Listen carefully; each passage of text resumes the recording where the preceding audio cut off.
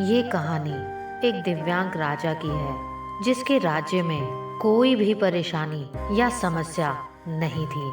सभी लोग उस राजा से बहुत खुश थे और ऊपर वाले से धन्यवाद करते थे कि इतने अच्छे राजा को उनके जीवन में भेजा है।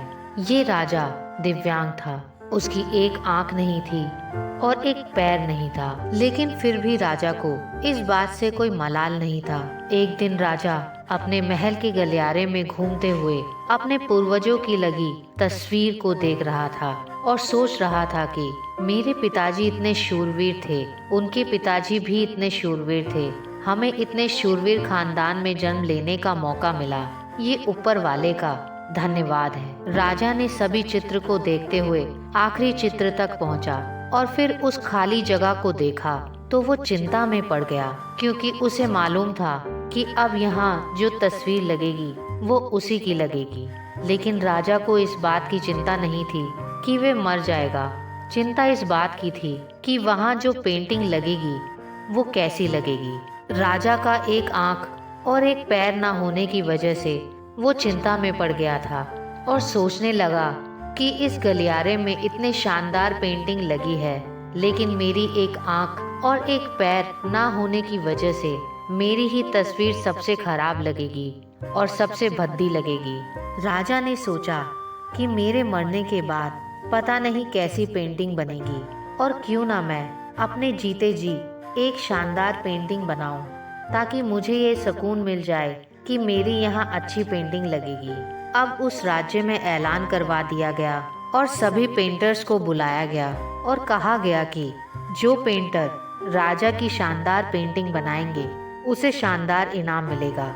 अब सभी पेंटर राज्य में आए और उन पेंटर्स को पता लगा था कि अगर शानदार पेंटिंग बनेगी तो शानदार इनाम तो मिलेगा ही, लेकिन जिस राजा को एक आंख नहीं है और एक पैर नहीं है उसकी शानदार पेंटिंग कैसे बनेगी। पेंटर सोच रहे थे कि इनाम का तो पता नहीं, लेकिन अगर शानदार पेंटिंग नहीं बनी और राजा गुस्सा हो गए तो सजा जरूर मिलेगी। इसलिए बड़े बड़े चित्रकार भी आगे नहीं आए। तब उनमें से एक लड़का बोला, राजा साहब, मैं आपकी पेंटिंग बनाना चाहता हूँ, मुझे 24 घंटे का वक्त दीजिए। अब सभी बड़े बड़े पेंटर हैरान हो गए, ये लड़का क्या पेंटिंग बनाएगा, और अगर राजा को पेंटिंग पसंद ही नहीं आई तो इसे सजा जरूर मिलेगी। राजा बोला, ठीक है, आप पेंटिंग बना करके आइए। अगले दिन वो लड़का तस्वीर बनाकर लाने वाला था और दरबार पूरी तरह से भरा हुआ था। लोग दूर दूर से ये देखने के लिए आए थे कि वो लड़का कैसी पेंटिंग बनाकर लाएगा।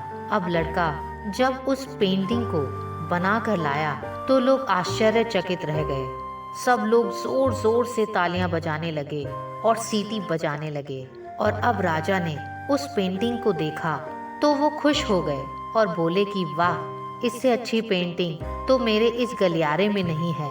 राजा ने उस लड़के को बहुत सारे इनाम दिए। अब आप सोच रहे होंगे कि उस राजा की क्या पेंटिंग बनी होगी जिसकी एक आंख नहीं है और एक पैर नहीं है, कैसी पेंटिंग बनी होगी। उस तस्वीर में लड़के ने राजा को एक घोड़े पर सवार किया था।